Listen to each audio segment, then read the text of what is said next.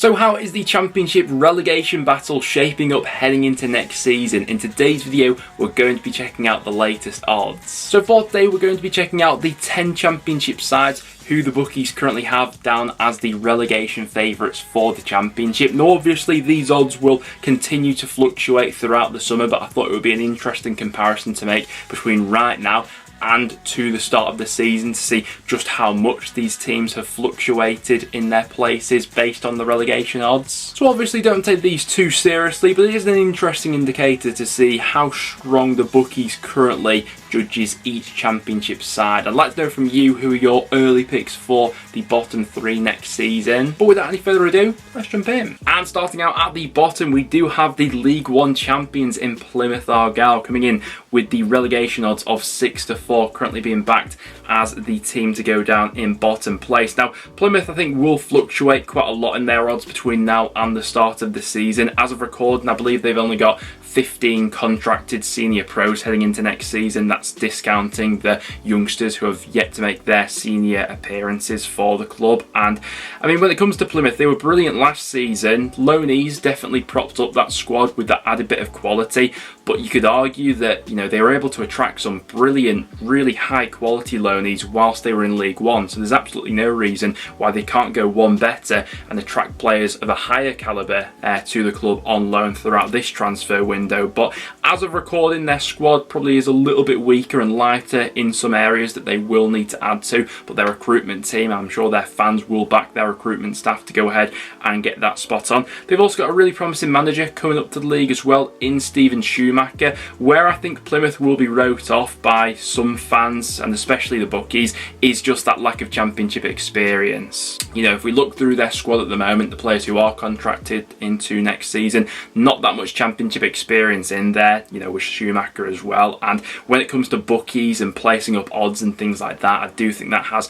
quite an influence on it. 23rd place, we then have the Millers, Rotherham, coming in with the relegation odds of 15-8 at the moment. Now Rotherham, I think by this point, are quite used to being wrote off by the bookmakers, but last season they did book the trend and managed to survive. Where I think Rotherham managed to go one better last year than they had done years before in the Championship was their good start to the season. In previous years, we've seen the Millers start really slow and then having to play catch up throughout the year, but last season was a bit of a flip of the script. They started the year actually really well under Paul Warne, and then when he left and Matt Taylor came in, he was able to sort of coast out the season with that momentum. And don't get me wrong, there were definitely rough patches in that Rotherham season, and I could see them being down and around that position again, but they recruited quite well in January under Taylor. So far in the Championship, they've averaged around 1 point per game, which projected over an entire season would represent 46 points, which is generally enough to just about keep you up. But Rotherham will be an interesting case study next season, whether or not they can build upon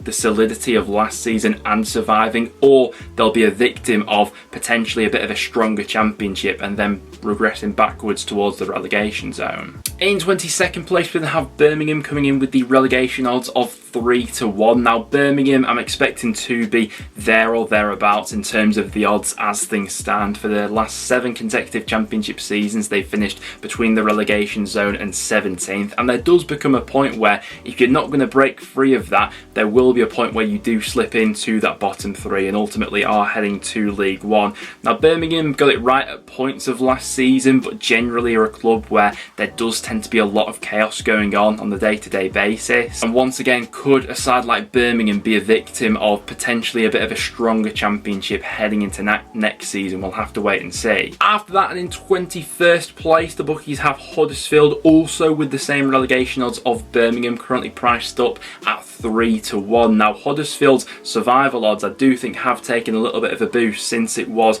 sort of revealed that Neil Warnock will be sticking around for this next upcoming season. And ultimately, I think that's what a lot of people had Huddersfield's, you know, next season really hinging on. If you know, Warnock was to have decided to not stick around, they got that next managerial appointment wrong. We saw in cases of last season how quickly things can actually unfold at a football club. You know, the likes of Danny Schofield and Mark Fotheringham definitely, without a doubt, had that Huddersfield group of players heading towards League One with no, you know, bright future in sight. But Warnock was able to rescue them, and with Warnock at the helm, I do think they will be a lot more stable and perhaps looking up the Championship. I mean, taking Warnock's short stint at Huddersfield into consideration, they were averaging a point per game, which would have seen them finishing in the playoffs if that was projected over an entire season. We'll wait and see if things do start to unravel, maybe with Warnock there over the course of an entire season, with him not being that impact guy anymore. But I do think that Huddersfield's overall survival odds have taken a boost because of that news. Now, interesting at the moment, the bookies do have QPR priced up in 20th place at the moment, so do have them surviving with relegation odds of 7-2. I'm a little bit less optimistic with QPR than some of the sides that I have discussed previously. Obviously, last week, if you didn't go ahead and check it out, make sure to go ahead and do so, where we did have a little bit of a deeper dive into QPR, their expectations going into next season, and how much actually needs to be done between now and the start of the season. We've already seen a potential fire sale starting at that club with the Rob Dickie sale to Bristol City. He's expected to be the first of many who go out the door this summer, and generally speaking, I mean, the second half of last season was absolutely disastrous from a QPR perspective, and I still think that Gareth Ainsworth has a fair few fans to win over as well. So recruitment, absolutely crucial for QPR, and if they don't have a bit of a blinder in this summer window, I do particularly fear for them. In 19th place, the bookies then have Bristol City priced up with relegation odds of 5-1 at the moment. Now, Bristol City are an interesting case study, and maybe worth doing a bit of a deeper dive for an entire video, really. There's definitely been cutbacks over these last few years in terms of overall spend, definitely a conscious effort to reduce the wage bill as well. We've seen that with the figures coming out over these last few years, and to be fair to Pearson, while the progress has been slow, it has been steady. In Pearson's 3 seasons with the club, they finished 19th, 17th and 14th. So gradual improvements year upon year. In that season they finished 19th. He was only in the job from February onwards. Once again, Bristol City may be one of those sides who is a victim of a stronger Championship next season, and so do regress backwards a little bit. But with that being said, they are expected to cash in on Alex Scott, and while they are losing a massive player, a key figure in that side from last season, bit of money there perhaps to play around with. We've already seen them get their business well underway for the summer with the capture of Rob Dickie as well, which I do think is quite a savvy signing on top of that as well. They also signed Ross McCrory from Aberdeen, so a couple players in through the door and plenty of rumours about impending captures as well for Bristol City. So while there is definite room for steady optimism, the bookies do have them regressing back to 19. Next up, and also with relegation odds of 5-1, we have Cardiff. Now coming in with Errol Bulut into the Championship next season, they are a little bit of a wild card. Looking back and reflecting on last season, it was a little bit of a disaster, and Cardiff can count themselves maybe quite lucky in the end that they did get over the line due to point deductions and things like that. But regardless, it was a big squad rebuild last season, and they did get the job done and maintain their Championship status. Can they go ahead and kick on for next season?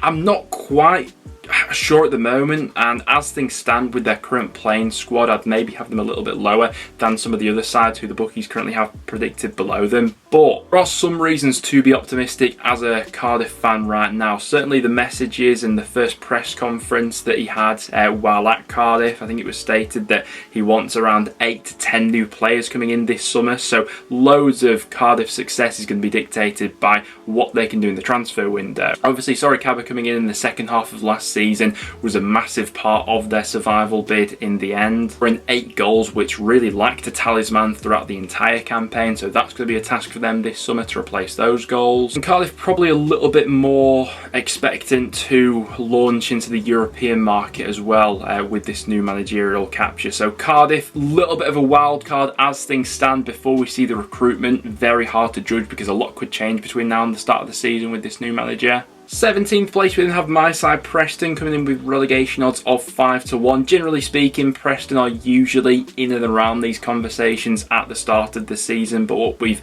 always sort of been able to do while being back in the Championship is just about keep our head above water, and more often than not we've probably been more closer to the top 6 chase than we have the bottom 3. But with the Championship expected to be that tad stronger next season, Preston certainly can't be complacent going into next season and say that we've got enough foundations to fall back on where, you know, we're too good to be dragged into a relegation battle, because that's certainly not the case. And with the rocky patches that we went through last season, there's definitely a concern that if one of those patches of form crops up again and is extended by a few more matches, we could get into a little bit of a sticky situation. Now, once again, with a lot of the other sides around this portion of the table, recruitment will be absolutely pivotal. Doesn't look like we have that much money to spend in terms of, you know, outlaying transfer fees and things like that, so we will have to get creative in the loan market. But generally speaking,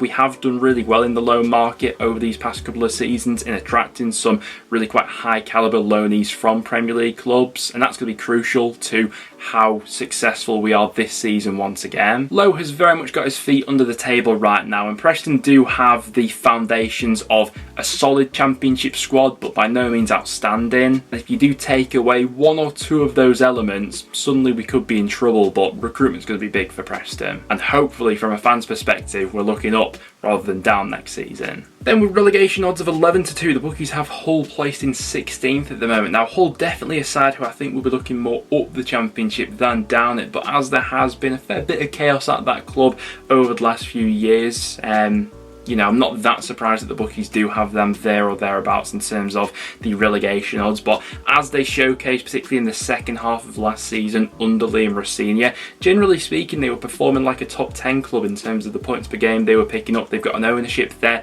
who's willing to spend money and back that management team as well, which I expect we'll see throughout this summer as well. So Hull's odds, I anticipate, will fluctuate quite a bit depending on what money is spent in the transfer window and players they do pick up, because don't get me wrong, there is quite a bit of recruitment that does need to be done there, but generally speaking, I do think there's also room for optimism at Hull going into next season as well. All the way up in 15th, the bookies then have Sheffield Wednesday with relegation odds of 13-2. Now, it caught me by surprise a little bit how high up Sheffield Wednesday actually are in this estimation. Obviously, the playoff winners coming up from League One, and as the bookies have it, have greater survival odds than 9 other championship sides going into next season, the majority of which obviously all were in the championship last season. Now, when we look into that Sheffield Wednesday squad, it's definitely a team which is woven with previous championship experience.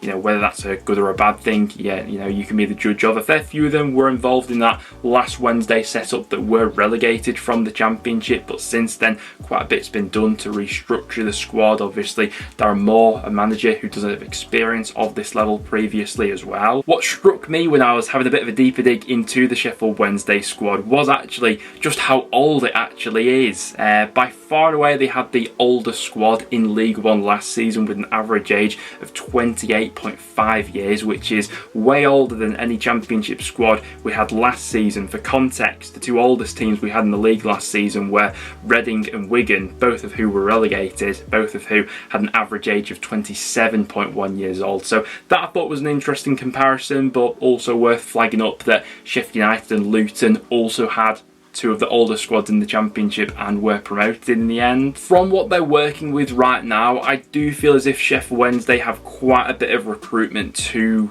do, and if we were going into this season with the squads as they are now, I think I would have Wednesday lower in my estimation. But what the bookies probably see there is the opportunity to build upon something, and as things stand, they seem to be pretty confident that they survive. I'm not sure I quite share that same confidence as things stand at the moment, that they'll be all the way up there and that many teams will be below them, but a long way to go between now and the start of the season. But guys, there we have it. There are the current bookies picks for relegation heading into next season. It'll be interesting to see just how much those odds do fluctuate between now and the start of the season, as of course we have a full transfer window in the middle of that. But I'd like to get your early picks for the bottom 3 in the comments down below, and a few reasonings as to why as well. Maybe some unpopular opinions in there as well. But apart from that, guys, that will now wrap it up for today's video. If you did go to enjoy, make sure to leave a like and do stick around and subscribe for some regular championship content. But apart from that, I'll see you all in the next one.